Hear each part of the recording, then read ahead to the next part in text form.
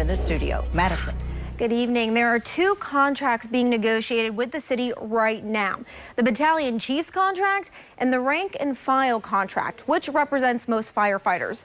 Both of these expired in July. I spoke with the union president today, who says they're working with the mayor's office now on coming to a fair resolution, but that's not their only ask. It's a rescue that made national headlines. There's an 18-wheeler hanging off the bridge. Louisville firefighters saved a truck driver dangling over the Ohio River. It's like it's hanging off the bridge? Yes, it's literally hanging off the bridge. On Wednesday, Louisville firefighters joined Union President Jeff Taylor in a show of support, as he says those same firefighters and the 500 members he represents are 9 months into an expired contract.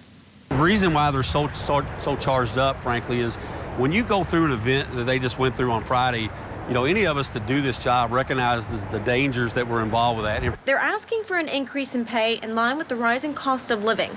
According to the city, firefighters' salaries start around $55,000. Nobody got on this job to get rich, and are certainly not going to do that, but they still have a need to provide for their families. Taylor says he and Mayor Craig Greenberg have had a lot of conversations. So he's become more intimately involved with them. I had a conversation with him 2 weeks ago, and he promised me that he would be more involved, and I think he's done that. Taylor says they're also calling on Metro government for more funding. The apparatus used in Friday's rescue is nearly 25 years old. We don't have a schedule in place to stay ahead of it, and before we know it, frontline equipment is going to be 25+ years old, and that's just too old. Michael Wren, a captain with the Louisville Fire Department, was a part of the technical rescue team who responded to the Clark Memorial Bridge. So not only is our equipment aging, but our staffing is kind of falling short. We will do more with less, but that can bite us a little bit. Firefighters also want more funding for training. Just last month, a massive fire at an apartment building in Nulu caused it to collapse. Taylor says they haven't had structural collapse training in years, but acknowledges the mayor's office allocated an additional $100,000 in the most recent budget, which is being used now for a structural collapse class in May. We step in the right direction. We very much appreciate it, but the need is much greater than that. As conversations continue, Taylor says he'll continue to fight for his members.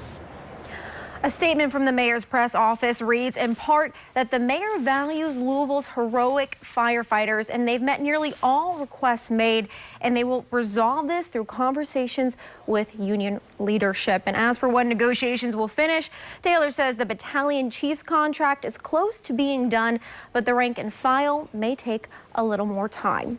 Reporting in studio, Madison Elliott, WLKY News.